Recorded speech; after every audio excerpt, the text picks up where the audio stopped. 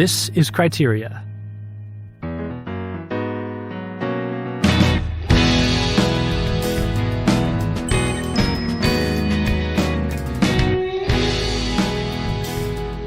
Hey everybody, welcome back to Criteria. I'm Thomas Mirus. I'm here with my co-host James Majewski. Hello, James. Hello, Thomas.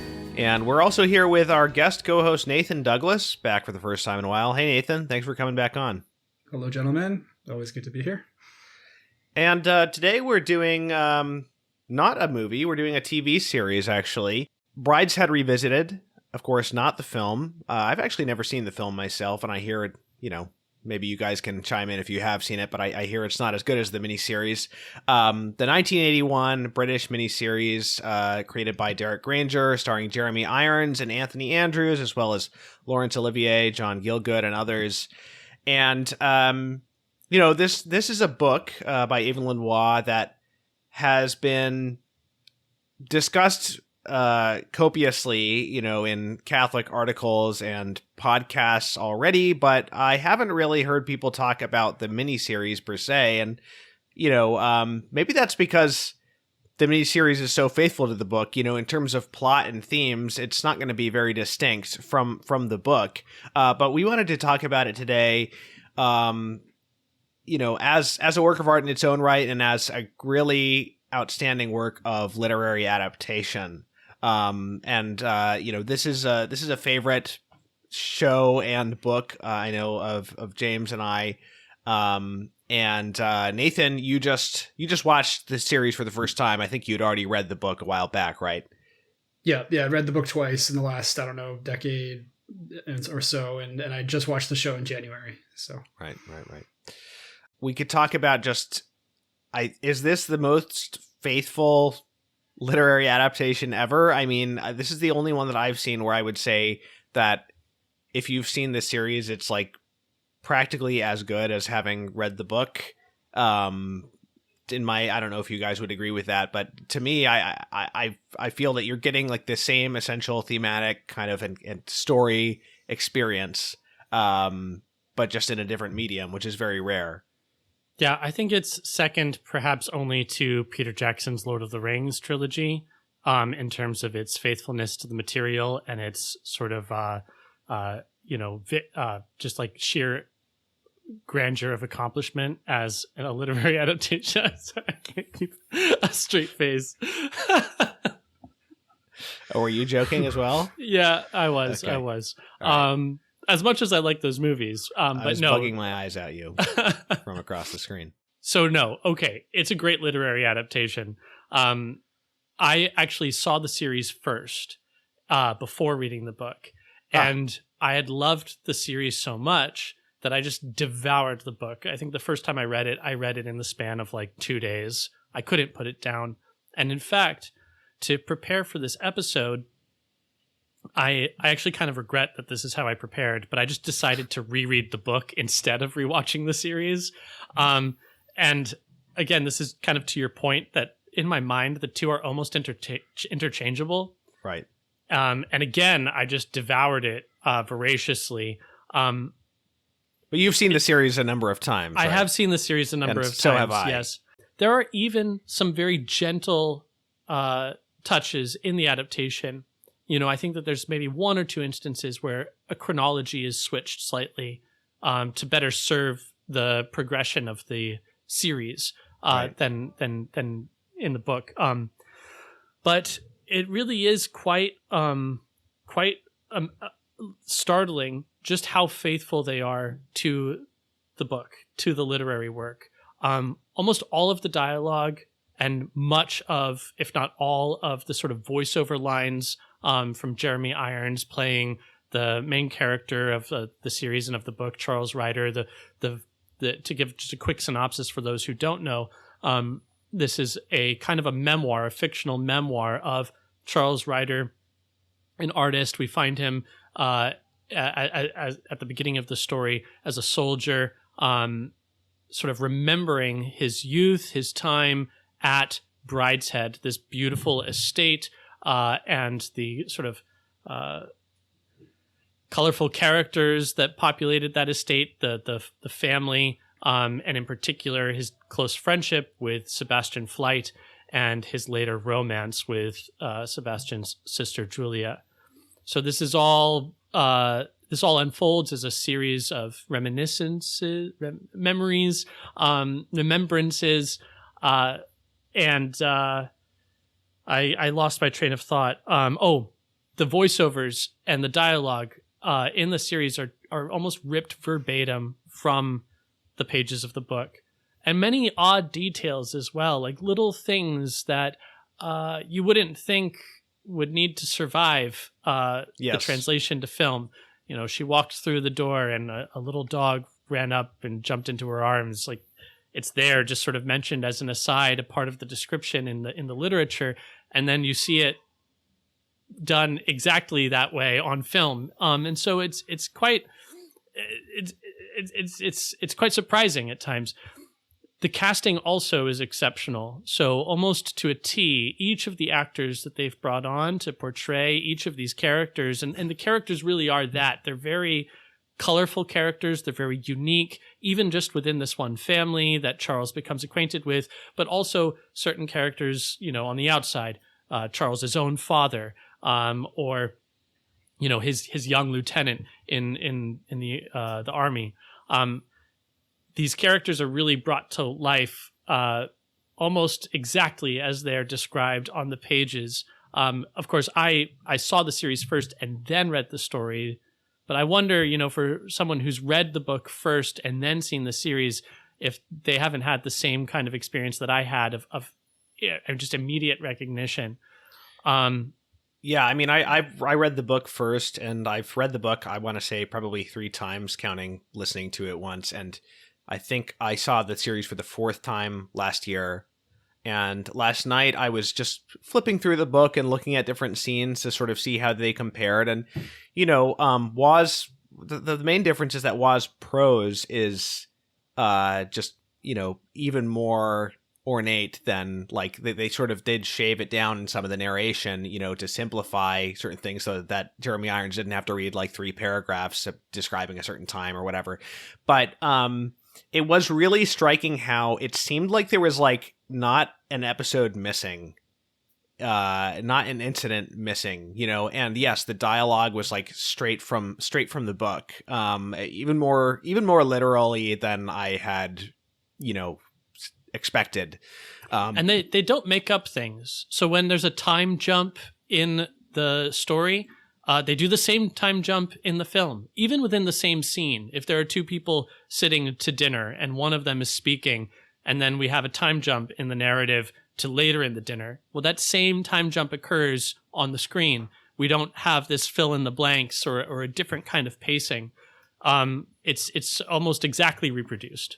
Right. Yeah, we should mention this is an 11-episode series, and the first and last episode are movie length, an hour and a half, and then all of the in between episodes are an hour each. So it gives them a lot of time to be very, very, very faithful. And it starts off with a pretty slow pace. But it's just this enchanting world that they bring you into. And just very quickly to your point about his language being shaved down in places, even that is done with such a tactful hand that it isn't really felt. You know, you still feel the weight of the prose and the sort of beauty of these descriptions. And in fact, in many places where you would think that another adaptation would chop very liberally, the series does not. I'm thinking of early on in the series, there's a sequence where Charles Ryder goes out for drinks with Anthony Blanche, this very... colorful character, to put it mildly. And Anthony Blanche in the book goes on this pages-long monologue about this family that Charles is getting acquainted with, and about this man Sebastian that Charles is befriending. And those pages are awesome to read. I mean, Anthony Blanche is such an eccentric character, and it's just so delightful to read. You're kind of under his spell as you're reading these pages. Mm-hmm. But that monologue is reproduced in the series, and in fact, to sort of anchor it in the reality of what we're seeing, the film illustrates the passage of time as the bar or the pub where they are is darkening, and as drinks are being consumed, you really get a sense of the passage of time of Charles having sat here listening to Anthony Blanche monologue for so long. And you get that sense in a way than you would differently from reading it, because when you're reading it, it's just the monologue, But yeah, so this is all just to say that even on the level of language, to say nothing of the sort of particulars of plot and characterization, even on the level of language, the adaptation is very faithful to the source material. Right. Nathan, I want to let you chime in here on, because you had read it a couple times before you ever saw the series. So what was your, experience of it as an adaptation? Yeah. Unlike anything I've ever seen, actually, and to sort of put that in context, when you're watching, of course, as we've been saying, a literary adaptation, you're often thinking about, what are the things that are going to have to disappear, to be cut down in order to make it into, a movie form or into a television form. And it's fascinating to see an example of a show, of a long form, screen work like this that basically they seem to have said, we're not going to, basically the form is going to have to adapt to the book that we love. We're not going to sacrifice pretty much anything from that we think is worth keeping in order to fit it into this sort of television format. Really, in a way, the television format has to kind of deal with the book as it is and find ways in that medium in order to really meet it where it's at.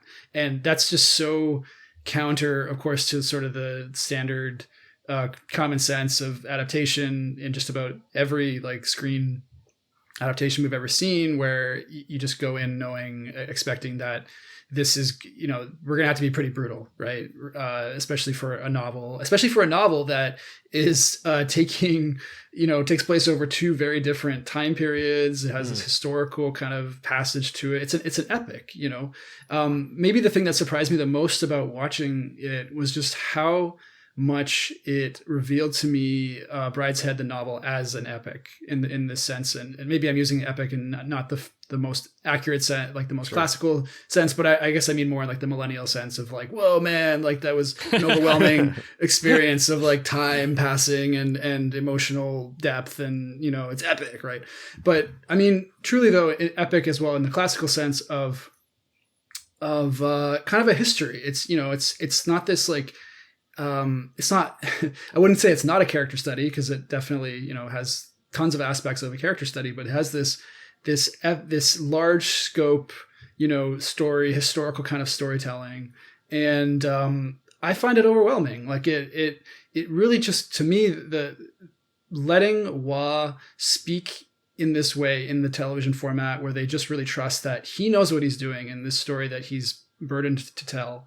And we're going to respect that and try not to second guess him, and try to, if he thought it was important to be in there, then it's going to be in our version of it. You see them all the way through trusting that instinct.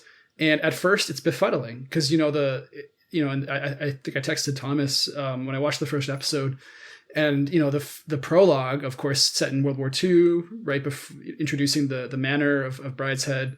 And, in the book, I forget how many pages it is, but it goes by pretty quickly of setting up this framing story to introduce the flashbacks. And in the first episode, this takes about at least 20 minutes of screen time, which is an enormous amount of time for a TV show to kind of set up just what is really just a framing device. Right.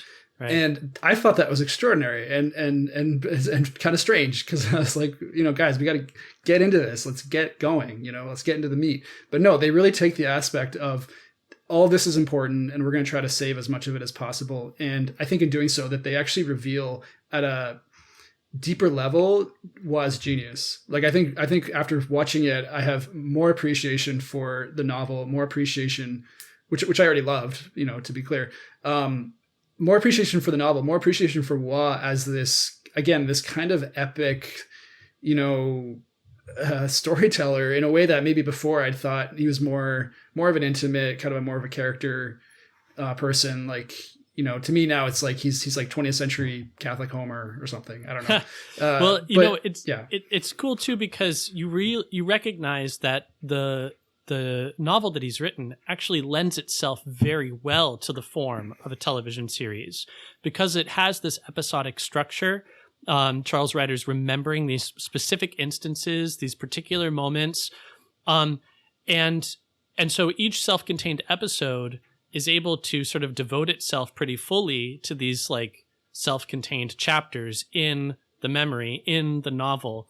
And they span all sorts of interesting locales, so he goes to Venice, or he goes to Brideshead, or he goes to Oxford. And there's a visual quality, there's a mood that changes from episode to episode, just as it does in these memories that are recounted in the book. But to your point too about their trusting his genius in the way that he lays this out, he does in the book some odd chronological jumps, like even that beginning that you're talking about, we're in World War II, and then we're remembering his meeting Sebastian, and then we go back further to his first going to Oxford before he meets Sebastian. So it's like this double jump back. And then at certain moments in the story, we jump ahead to a memory. He'll say something like, something was said to me, like when he's introducing Rex Mottram, Julia's, beau, soon to be husband. He recalls something that she would say to him later out on the seas, and so there's this foreshadowing even as he's remembering, and the series reproduces that. And so the same effect, to tremendous dramatic effect, just as it's employed in the novel. So that same dramatic tension and foreshadowing that's deployed by Waugh in the novel gets carried over and executed to a T in the series with the same kind of like, oh my gosh, where is this story going? So yeah, it's almost like Waugh was already a television screenwriter as he was writing this novel, I don't want to downplay the work that went into adapting it, but you have to think that's part of the genius of the adaptation, is to recognize what you have. I think I want to push back on that a little bit, James. Bring it on. Because correct me if I'm wrong, Waugh, I think he did work. He did do some screenwriting, or at least he tried to, or maybe I'm just confusing that with his novel about like a screen, someone in Hollywood. So I don't want to rule out that, what you're saying, James, is the case. But I would say I'll just maybe describe like my experience of the first 5 episodes as I remember it. I was kind of befuddled at how slow it was, and not just like, slow for like, it's an early 1980s British television show. The pacing, you got to expect there's going to be different pacing expectations compared to now or the golden age of TV. I felt like it was incredibly slow, even for kind of a historical adaptation of that time, and because of this trust in the genius, this trust that like we're gonna go at Waugh's pace. I suspect that it was still kind of slow even for those standards. But what really blew me away about that decision was how much you really don't see until I believe it's episode 5, basically the episode where Charles has his falling out with Lady Marchmain, and the episode ends with him departing Brideshead, and that's the end of the first part of the story, where he's spending a lot of time at Brideshead in the 1920s. Those first 4 or 5 episodes that really just dig into the Charles and Sebastian and the flights, together as this congealed unit. It feels like forever in some ways. And at the end, when all that, that conflict kind of breaks out into the open and it's a real shift, like you just feel this, at least what I felt was this incredible kind of like, this breath, I was holding that I didn't even know. And then you realize like we're only 5 episodes in, like we still have, at least another half plus a bit more maybe to go. Where is this going? Like there's this sense of being on the precipice of the story has only just started, but that whole kind of like 5 hour part of the story could itself be its own like tragedy, basically.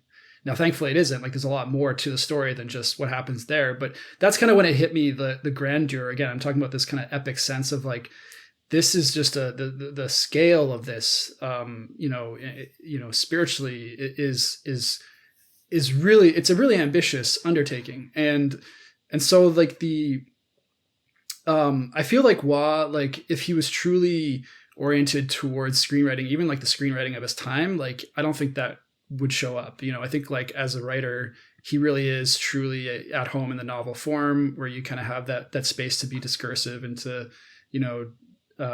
do a lot of things that, obviously you can't do off the page. And that's partly, because of that, I find it all the more admirable that the makers of this series went with that, and they didn't try to fix him, for the television format, for a dramatic format. And yet, I will say that my experience with the novel has been a repeated experience, which is that I just can't put it down. It's like, for all of its sort of, all of the time that it takes, this kind of like easygoing pacing, especially in the first half, it's like I'm devouring it voraciously.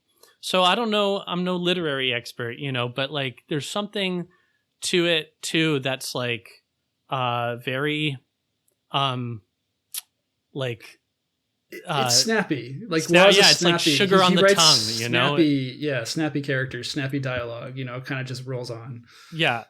And there's this I was finding this amazing passage in here at the beginning of chapter 4 in book 1 where he talks about the languor of youth, and how that languor is like so captured in this slow pacing that you're describing in the series. Right. Can I read it? Sure. And I noticed this last night. This is a passage that does get cut down significantly. This paragraph, there's part of it that's in the series, but yeah. It's so awesome. Am I pronouncing that word right? Languor? Yeah, I think so. Okay. The languor of youth, how unique and quintessential it is, how quickly, how irrevocably lost. The zest, the generous affections, the illusions, the despair, all the traditional attributes of youth, all save this, come and go with us through life.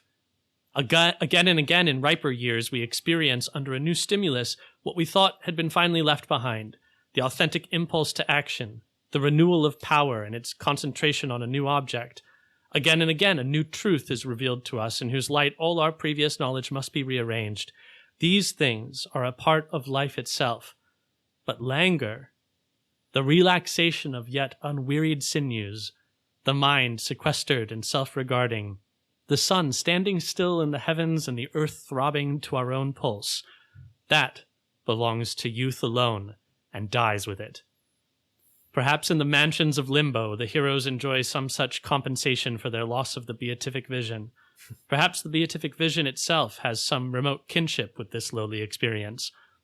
I, at any rate, believed myself very near heaven during those languid days at Brideshead. So only the last sentence of that passage is in the series. But I think it's very much conveyed. The languor is very much conveyed during all of those Sebastian. Oh my gosh. And there's adventures. something too about this series, both the television series and the novel, that makes you want to like be there and do these things. Like you can sense them. I was first introduced, maybe I'll just tell this story very quickly. It's kind of humorous. I was first introduced to this in the seminary. I was kind of new to the seminary. It was my first year. It was the fall. And there was a group of guys. I didn't really have many friends yet. They were like, oh, every Sunday afternoon, after mass and after breakfast, we are going to watch Brideshead Revisited. So it was like once a week we watched an episode. It took us 11 weeks to get through, which, by the way, for all of my talk about sort of devouring the book, I actually think that with the series, it's good to take your time and let the episodes sort of sit for a bit. I I was glad that I had my experience of the series stretched out over so much time, because I was able to live with these characters like at each discrete moment, you know? But I digress.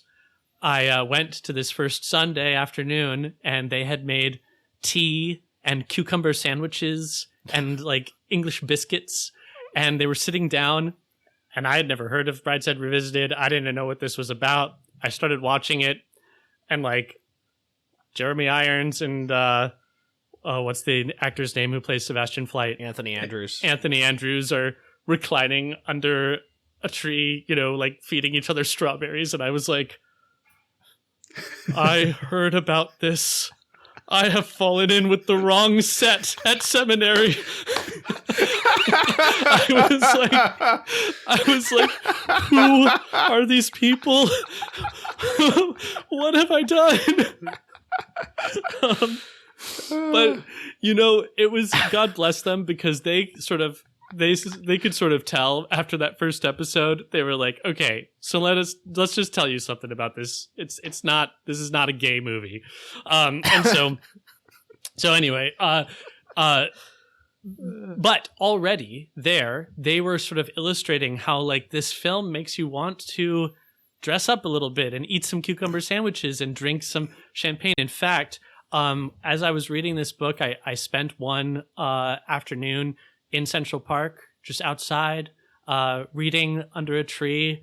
And then I was like, I'll just go for a stroll and continue reading. And I ended up at the boathouse, and I ordered some oysters in the half shell and some champagne and just sat there reading my book, you know. And it was like, it was so, I was in that mode. In fact, on another day, I went to the Met just to see some painting, some like 19th and 20th century landscape painting from British artists, and to spend some time in like the European decorative arts and sculpture section, like, and imagine sort of the kinds of accoutrement that would decorate the rooms in Brideshead. In fact, Thomas, when you came to visit me in LA and you took me to the Huntington Gardens, that was my immediate frame of reference. Like, this is Brideshead. And I went back there so many times just to sort of enjoy. It was like I had been prepared for how to enjoy Huntington Gardens because I had read Brideshead Revisited.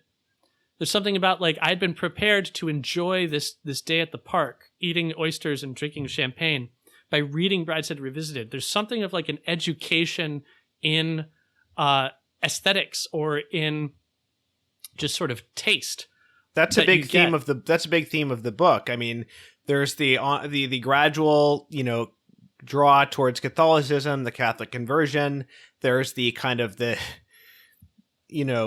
transformation of English society, and there is this sort of aesthetic education that Charles receives, which ultimately it starts out, you know, just through his friendship with Sebastian. It's more through hanging out and the languor of youth with Sebastian than it is, you know, the theories that he's learning about or discussing at Oxford. I will say too that the languor of youth passage reminds me of the early stages of our friendship. You know, when I would just go over to your house and we would like hang out all night and you would smoke on the stoop, you know, and we would talk about religion, talk about what was going on in our lives, debate philosophy, or like you'd show me like Blade Runner or something, you know, my aesthetic education.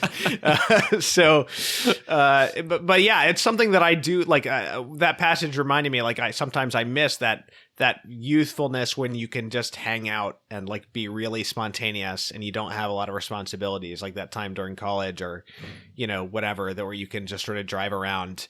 But yeah, that's kind of like what we did when I visited you in LA. You know, was like you were in school, you know, there. So we just kind of like, we drove around, you showed me places, you know, went to the Huntington Gardens. Yeah, it's great. And also, I'll say, so that to take it back to the series, what you were talking about with going to the Met and stuff. When I first read this book, I had the good fortune to come across this now defunct website called Book Drum, which you can find on the Internet Archive. And this was a website that had a lot of books listed on it, and for each of the books listed, somebody had created a kind of apparatus or like a series of footnotes explaining all of the references in that book, including like images of things. And I still have the Brideshead one on Internet Archive bookmarked. Oh, that's awesome. Because awesome. it's got there's a million references per page. And to be clear, you can enjoy the book without understanding all the references, but there are a lot of references, especially in like the early Oxford stuff. He's talking about different thinkers and John Ruskin and different artists that he was getting introduced to, and different styles of architecture and all of this stuff. And they've got images for that stuff. What I was going to say is one of the great things about the series is like it's more accessible in that respect than the book, because you can just see it. You won't understand all of the cultural references still, or all of its significance necessarily. Why is the change of the decoration in his rooms from what he's got like Van Gogh, to something else at the beginning? Why is that significant in terms of like his changing taste? But the series does put you in the world very effectively in a book that does really depend on being able to visualize and understand the time periods and the tastes and everything that are being referenced, and probably which would have been much more easily understood by the English reader at the time that the book came out. Mm-hmm. So that's a great advantage of the series. Yeah, and also easier said than done. It's one thing to say, okay, yeah, we're going to sort of lovingly recreate these beautiful locales and experiences that Charles and Sebastian have, and then to do it, and so it's really to the series' credit that it's able to convey all of that sort of, majesty and sumptuousness, and also like sometimes seediness or allure. There's like what's underneath glamour, some of the darker, some of the parties that they go to, or the characters that they run into with Anthony Blanche, or when they go to Ma Mayfield's. And oh my gosh, he describes the two women that kind of take an interest to them as the the skull and the consumptive child, or death's head and the sickly child, or something. And the series like casts, God bless them, these two wonderful actresses who kind of meet the description, So yeah, easier said than done, but the film manages it.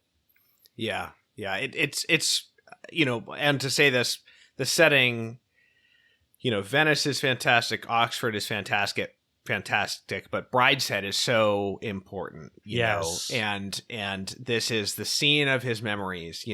This is the scene of all of the most, many of the most important events of his life, and they filmed it at Castle Howard, which is near York, and I went there a few years ago, and it was like one of the most fun days of my life. Oh, I did a bunch of things that day, but I spent like the morning and early afternoon at Castle Howard, and then I drove to Whitby Abbey, which there's like the book Dracula has like scenes at that place, and it's like a ruined abbey on the east coast of England. And then I took this amazing hike in like the moors. But anyway, I spent a few hours at Castle Howard, which was just like such a great, like, I totally nerded out. I like walked around to the grounds with like the Brideshead soundtrack in my earbuds. It was like one of the most delightful experiences ever.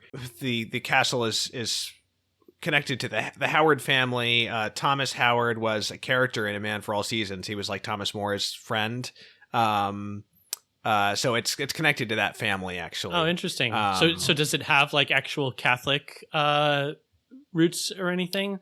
Well, I mean, probably. I mean, those people were Catholic originally. Yeah. So, and this is one of the things that makes Sebastian interesting to Charles, is that he is a Catholic, however they're old faithful. Catholics, right? Yeah, right. And so it's so sort of they're from the Catholics that have been families that have been Catholic for centuries in England, right? like noble and so families. they're kind of social outcasts while still being very established. But one other thing I wanted to say about the adaptation is that the actors, in addition to sort of being like perfectly cast, they also do an excellent job of tracking these characters through these different stages in their life. And so that's another thing that I think is very much easier said than done, because take is it Anthony Andrews? Take him for instance, very convincingly rendering this eccentric, juvenile, posh, fun-loving Sebastian in his early days at Oxford, through to his troubled, disturbed, dipsomaniac days, later, and then his, utter sort of dissolution and escape to Morocco. These are very different characterizations that are very equally convincingly portrayed. Same with Julia as she ages, or even Cordelia. She has like a big jump from being 10, 11 years old when we first meet her to being kind of like a, an old maid. She's not old, but kind of figuratively old later on in the story. And so this is another thing that's really neat about the series, is that you get to see this rendered so convincingly and dramatically. Oh my gosh, there are so many wonderful moments of performance through the whole series, but probably none takes the cake more than this epic monologue that Julia is given about nursing her sin, out at the fountain, out under the moonlight. I mean, this is one of the things that makes me feel like almost as though Waugh has this cinematic or dramatic or screenwriter sense. He's even like self-conscious of it, because I'm gesturing to the book here. He gives Charles these lines where he comments on the sort of Act 1, Act 2, Act 3 structure of their returning to the fountain on this one particular night. But it lends itself so well to the episode and this dramatic structure, reaching its climax with this epic monologue that Julia is given. And it is shaved down. It's even more epic in the story, but when it's performed, man, and she's like ugly crying and raging, and it's all one take. I think it's really important. I'm so glad you brought this up, because this is something that really, like, I don't want to derail your thought, but yeah, it's just like they let it roll, right? It's about just let her get it out, without cutting, without any kind of like editing. Yeah. So there's so much that you gain from watching this as a series. Sometimes I think about this for myself when I'm recording things as an audiobook. I record a lot of Newman sermons, and I like to think that, like, actually there's a value that's added. It's not just about the convenience of like, I don't have time to read this book, I don't have time to read these sermons, so I'm going to watch the series, or I'm going to read, or I'm going to listen to an audiobook. That there's like, if it's done well, as I hope the audiobooks are done well, and as I contend this series adaptation is done well, then there's like a value that's actually brought to the table. It's not just that something is not lost in the translation, but that there's actually something gained. And I would say, for those who either haven't read the book or haven't watched the series, like, don't feel any angst about whether to do one or the other. Sometimes people delay watching something because, oh, well, I want to read the book first. Trust me, you'll be fine. Watch the series, if you will. I was about to say, I bet that reading the book takes less time than watching the series, and that probably is true when you're reading it silently. But I just Googled how long is there is a Jeremy Irons unabridged audiobook of Brideshead Revisited. Oh, cool. And it is approximately, it's 11 hours and 33 minutes. So it's just a little shorter than the series when you're reading the book aloud, which means that it's a lot shorter, a lot quicker when you're reading it silently, So, I would love to listen to that. That is, I have listened to it. It's great. And it proves your point that the series does add something like a greater sense of the passage of time, for instance, So totally. I just want to go ahead. Sorry, I just wanted to, if what James brought up the scene, I think it's actually a really, really important scene for getting into the heart of this question of adaptation, because I think I told this to you, Thomas, when I was watching it. I actually I like the monologue more on screen than I do on the page. The last time I read Brideshead, and this is a few years ago, so my memory is fuzzy on the specifics, but it was one of the passages that you sometimes find in YA that kind of feel heavy-handed, with bringing in some of the theological content, which isn't to say that, obviously he's great at telling these stories about about religious people with religious sensibilities trying to make sense of their lives. But I find, or maybe I'm just getting more sensitive to this as I get older, I often find, even with very skilled writers, sometimes it just kind of comes off the author kind of inserting this something there. And what astonished me about how it unfolds in the show is it felt to me more realistically like somebody who is processing in the moment all this identity, all that she's received in her Catholic formation is kind of tumbling out in this confused and yet very articulate way. And credit to the actress and the director, in their collaboration, the actress on her side of just finding the pacing of how to live this out and how to just let this all come out as one single moment. And then the director's attentiveness to, as I was saying earlier, to not kind of trying to edit this together or trying to shoot multiple coverage. You just sit with her one shot, becomes, theatrical in that sense of just letting the performer play out the moment. And, and this is a show that's not shy, partly because of the time it's made and everything. It's not shy to have long scenes of single shots, of people acting, right? That's very much part of the whole show. But even here, it just stands out, I think, because the immensity of it for this character, even within that framework, it stands out. And to me, it feels real. I'm this feels to me like she's going through this, where even on the page, I still feel a bit was kind of, editorializing a bit. Totally. And that, to me, that creates a question about adaptation that I don't actually know how to answer, where it's the whole thing of which is, people always talk about what's better, the book or the movie, and it's here, it's really, I think, we're looking at the ideal of there's this thing that the original author is trying to access, and yet something in a different medium, is bringing it out better. Absolutely. That's what very is that? interesting. What do we do with that? That's very interesting. I mean, it is a very powerful scene.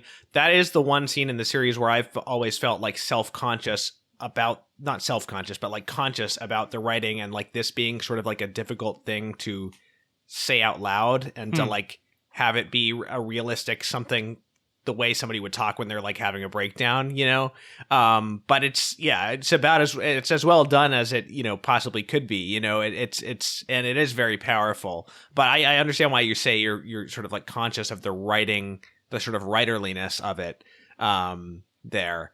But, can we talk a little bit about the voiceover? Because this is hugely important. We've talked about it in terms of adaptation, but,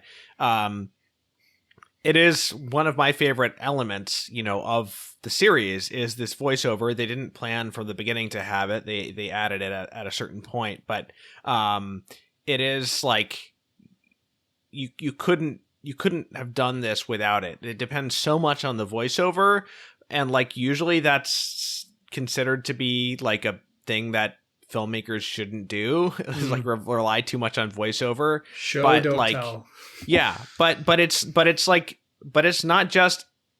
Yeah, I don't know. It's part of the art of it. It's not. It doesn't feel like this extraneous element, explaining things, and we do need it. We do need it to explain certain things or to kind of give the sense of a time period or something. But why it works so well, maybe just because it's so well written and because, you know, Jeremy Irons is so good, and his voice itself is just beautiful to listen to. Like, it's the perfect voice for this kind of narration. But were you going to say something? If I could just say very quickly, I think it helps if you can show and tell, you know? So it's like, in some cases, you know, I think the show don't tell thing is meant to sort of push back against those who would tell instead of showing, you know? But here it only sort of magnifies what it is that we're seeing, you know? And so that word, like magnification, I think is good because it's like it pierces to the heart of things in a way that like illuminates even more of what I'm seeing on depicted on screen, you know? But I don't know. What do you think, Nathan? Well, I would agree with that. And I think there's points where I think by and large, the narration, you know, isn't it's not taking away from the overall, like it's all part of a whole, right? And it's easy to see, like when you have a prose stylist as amazing as Wah, you know, you want to use as much of it as possible. But there was one moment, again, to get this question of like sort of the gnarly intricacies of adaptation, of like how to choose what to do and what not to do. One scene really stood out for me with the narration where I felt like they did the wrong thing, which is we'll see why in a sec. Basically the scene where Charles arrives at Brideshead and he's in the car with Julia, they've just met, and there's the incredible description of lighting a cigarette. Yeah. And Wah's description of it, you know, which I don't have, you know, I can't quote from memory, but basically, you know, there's he brings out the erotic subtext, you know, and he says that nobody had ever asked him to like pass a cigarette from like his lips to theirs before, and he said that he caught a thin bat squeak of sexuality or something like that. Yeah, it's sort of a it's just like a perfect expression of kind of this like gossamer moment, you know, between these two, of just the possibility, you know, between them and of like, you know, their relation as men and women. And in the show, so the scene, you know, they play out this scene fully, right? The action, by which I mean like the actions are all there of like what's happening on the page. The cigarette is lit, passed from one to the other. And then of course they, you know, and I don't really fault them for this because, you know, it's a great line, but like they quote, you know, like the narration brings in exactly that line that Thomas, you just spoke.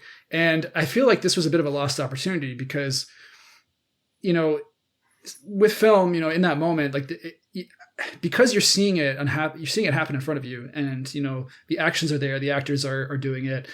You don't really need kind of that's now there's a question of like need and like, you know, what is truly best, but you don't need that narration to kind of express something's going on here, you know. And then at the same time, but the delight of, you know, the prose itself, you know, is so compelling. It's such a it's such a great line, you know, that I can understand why they didn't want to lose it. But I do feel like that by including it in that moment, they are kind of narrowing down, I guess, the moment. And so like this is the kind of the thing where like in cinema, that moment is playing out, and all these unspoken possibilities, associations, just the unspokenness of the moment, all the things that are at work. You know, sometimes it's better to just let that sit with the viewer and let them kind of draw the inferences out, you know, and risk, you know, maybe somebody won't get the exact thing of what's going on. But I think that would have been the more I think that would have been the more judicious kind of way to approach it.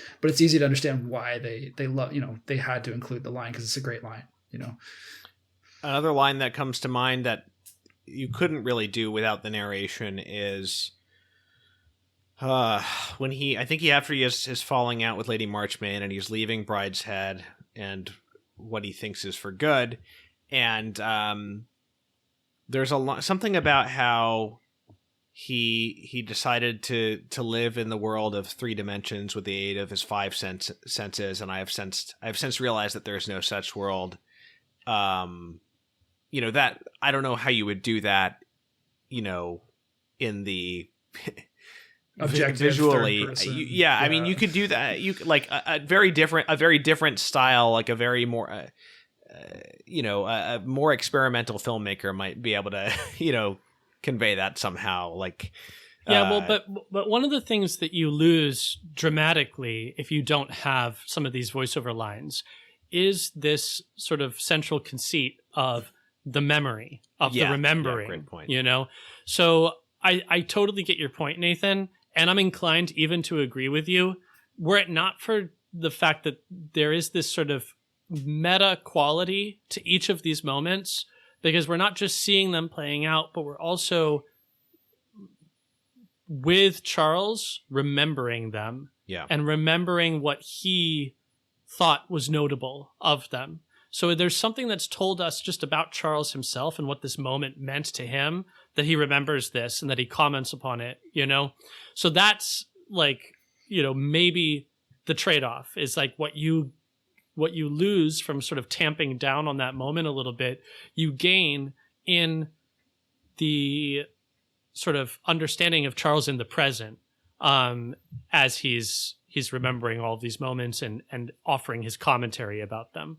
And in fact, he calls back to that moment much later when he, you could say it reinterprets it in a way, because just the kind of the momentary eroticism of that sharing the cigarette, you could interpret that in many ways, even with the voiceover. But later he says, when he's introducing the character of Julia more fully, he says something like, by, that moment with the cigarette, he said, she showed that I was not her man.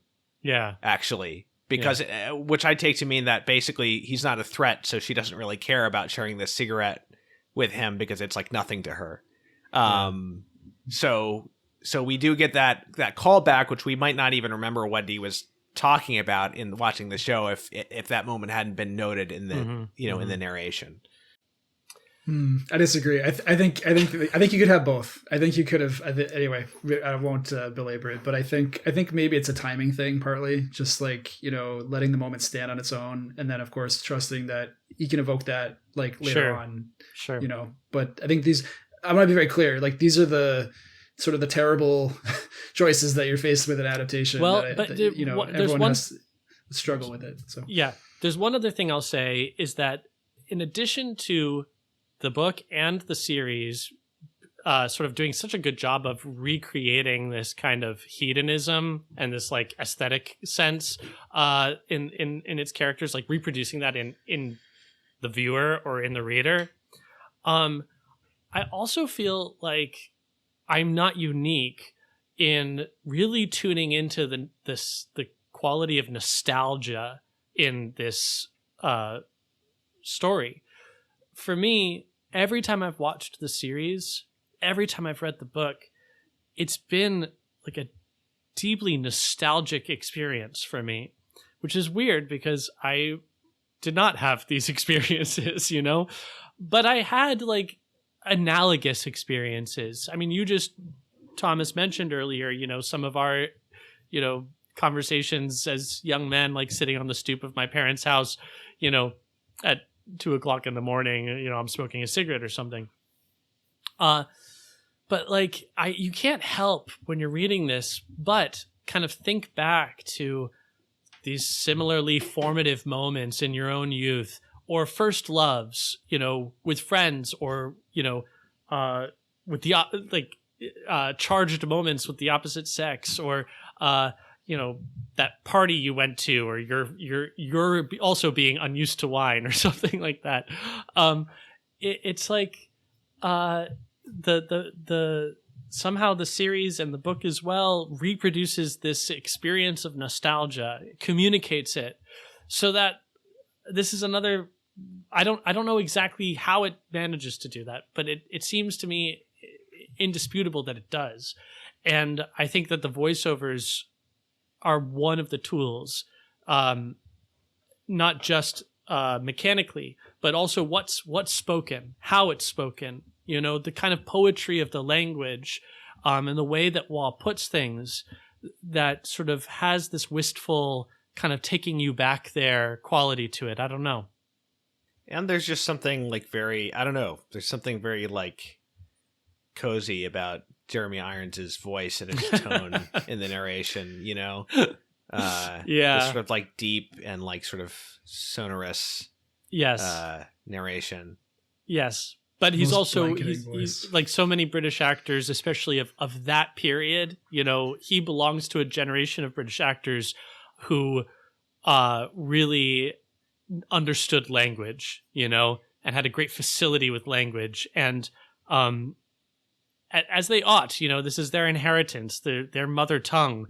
And so it's I really want to listen to this audiobook. I bet it's awesome. It is.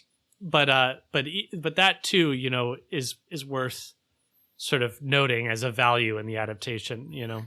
There's I think one of the, sorry, I just wanted on this tack, like one thing that really stands out with on this nostalgia thing is like, I think it's much easier when you're reading the book to get caught up in, like the activities and the sort of the F8 kind of, you know, the aestheticism. And I don't know, what struck me watching the show is just how much, and maybe this is partly just because I'm older, you know, from when I read it, how impatient I felt like with the the youthful kind of, you know, stuff and the, you know, it just, well, Anthony Blanche is kind of right about Sebastian. He is kind of like he is kind of an idiot, you know. Part of me wanted like a, you know, an oratorian priest to come in and not St. John Henry Newman I'm thinking of, but the other anyway, I'm forgetting the name, but the other oratorian priest who Father Faber.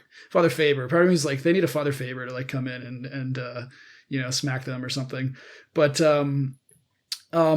I guess what I'm trying to say is, in the objective kind of sense of watching it on screen and just sort of seeing, you know, these activities play out, it's I found it easier to kind of see them more for what it is and see, you know, the good and the bad of like how they are, you know, indulging themselves, you know, in all the champagne and all that. And in a way that like on the page, I think, because I think it's maybe a bit harder, at least in the, you know, as it's unfolding in the novel until you get later on, you know, it's there's always that wistful aspect of like, oh, wouldn't it be great to like, you know, to have this, to be part of this. And I think when you're seeing it on screen, it's a bit easier to kind of to go, okay, you know, there's good things here, but like it's not the greatest thing. And they're kind of wasting a lot of time. Like they're kind of, I don't know, there's like a, you know, the moral aspects of it, I think I come through maybe a bit stronger on screen, where there's less of that need to identify yourself with it in the novel and maybe be seduced in the same way.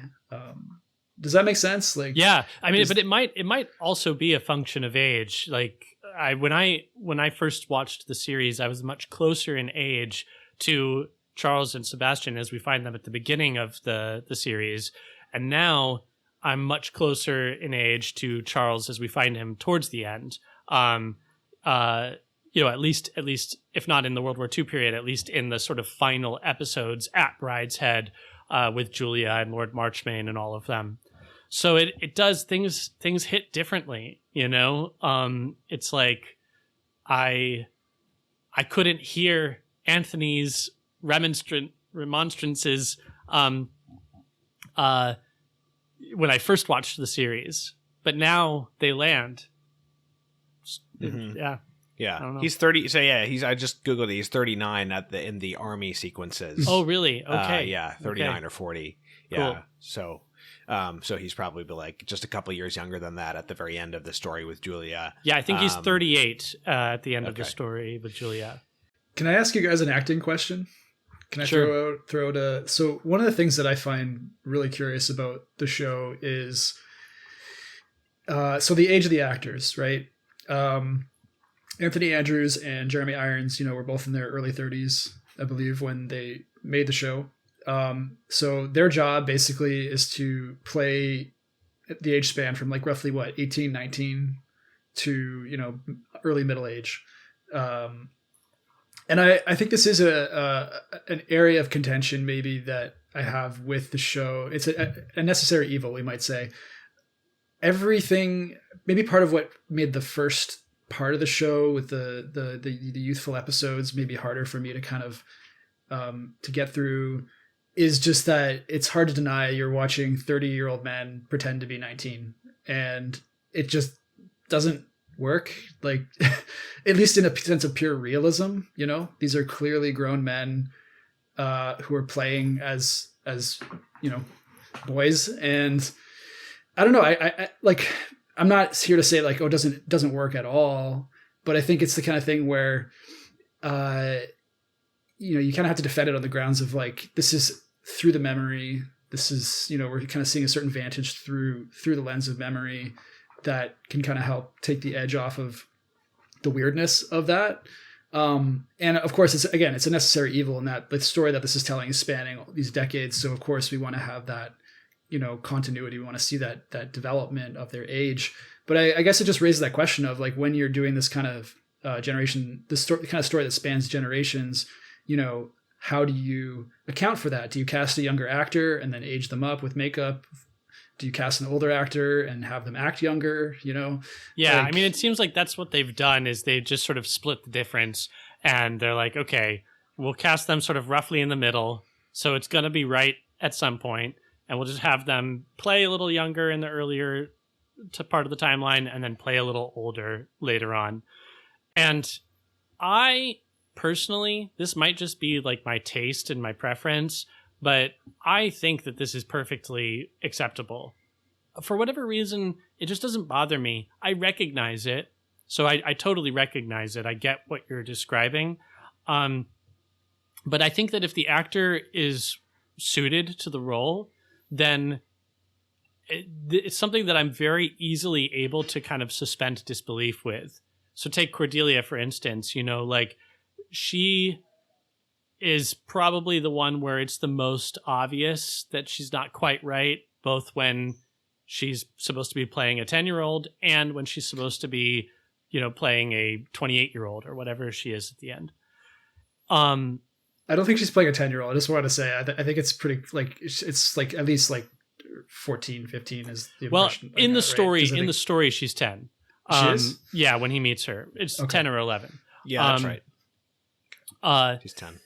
So, but you know, I think that because, I don't know, because it's a necessary evil, as you put it, Nathan, because I recognize that we are humans and that we exist in time, you know, I just sort of look instead to the actor to basically be able to signal this difference. And it's helpful if they can have some makeup and some, you know, gray in their hair, or they dress differently, or give him a mustache. I dig that.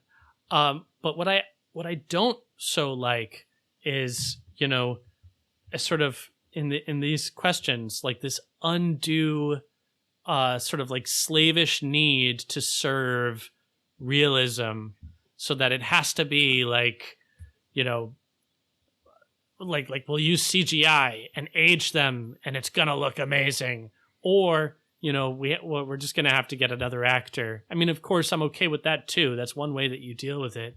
But I kind of welcome the like, call it hubris or the ambition or the kind of confidence, the bravado in being like, nope, it's going to be the same actor and we're going to have the same actor do this character through the entire arc. I think that's awesome. And I think that it actually gains something from it, you know? So I welcome it. Yeah.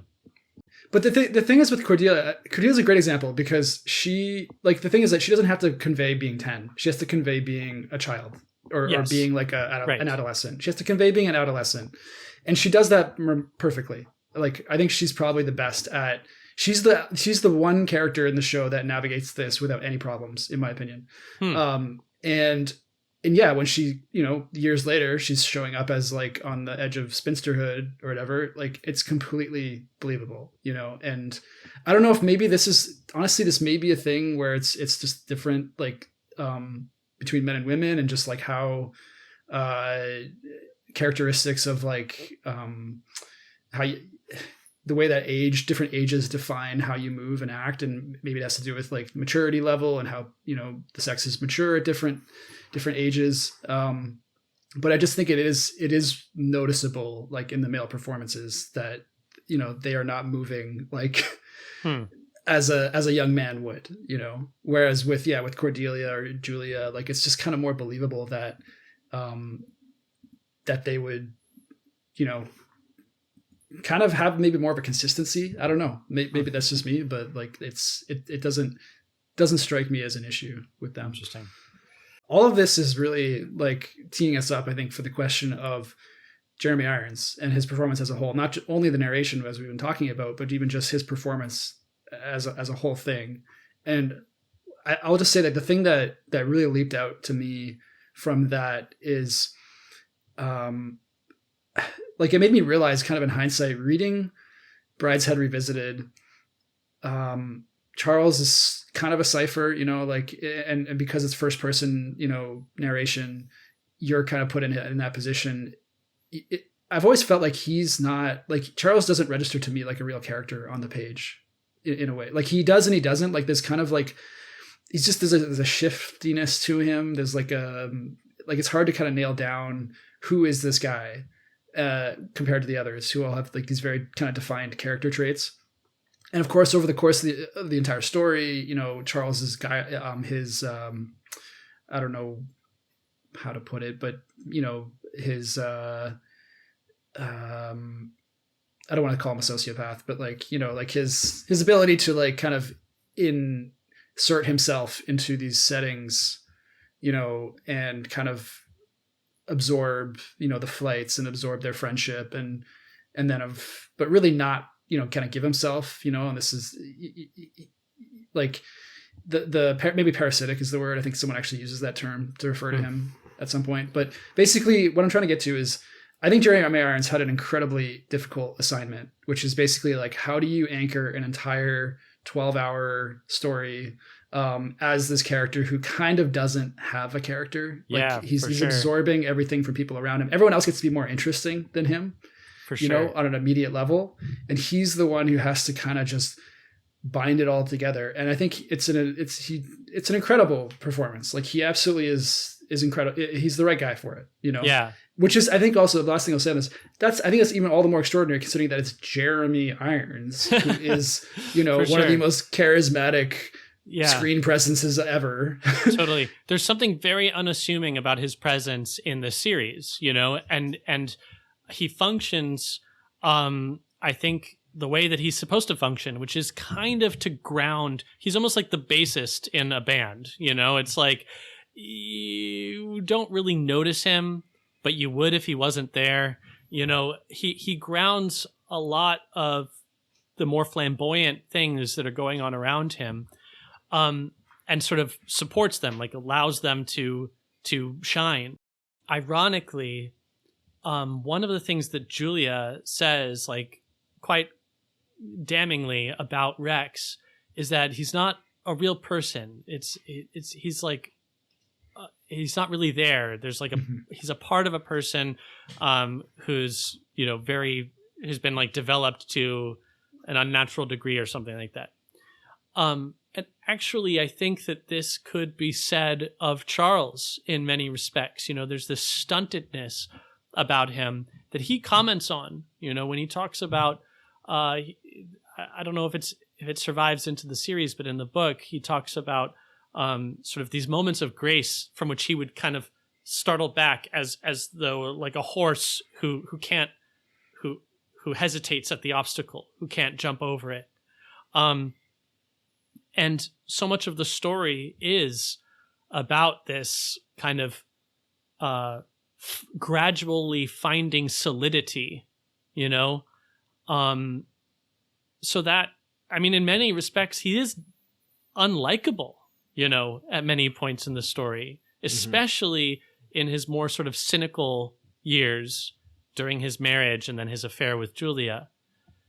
So that at the end, he really finds himself as a kind of villain, you know, working very, you know, zealously to oppose grace. So there is kind of a vacancy there. There is this kind of like ghostly quality to him as he like drifts and haunts these scenes. It's like that's not an easy thing to have to take on if you're the guy who's going to be the main character of this 11 episode series. Right. But by gum, he does it. Well, maybe that's something else that the narration accomplishes. It does make us more invested in the character and able to relate to him more. Well, because then it's so beautiful, and he's able to allude to the solidity to come. Right. To like, I didn't understand this then, but I have a perspective on it now. Right. There's something that I gained in the interim that even if it isn't like shown to us, it's kind of just gestured toward. We get this line from Hooper at the beginning about the RC Chapel, and that's something that you'd know more about, or something like that. I forget what he says exactly. Yeah, more in your line, I think. Right. So it's never spelled out for us like exactly. But even at the end, in the final chapter, when he says a prayer, he describes it as like ancient words, newly committed to memory, or something like that. So it's like we have allusions to this solidity that's gained, but it's not shown us. Right. Yeah. Well, anyway, great series. Just make sure you're not watching the 2008 movie or whenever it was made. And have you seen that? Oh my gosh, dude. It is a travesty. It is a massacre. It is terrorism. It is horrific. All right, everybody. Well, thanks, guys, for doing this discussion. This was fun. Glad we finally discussed this series. All our listeners, thanks for listening as usual, and we will see you next time. Criteria is a production of CatholicCulture.org. Check out our other podcasts, including church history podcasts Way of the Fathers and Lives of the Popes, Catholic Culture audiobooks, and our long-form interview show, the Catholic Culture Podcast. You'll find all of this, as well as Catholic news, commentary, liturgical year resources, and more at CatholicCulture.org.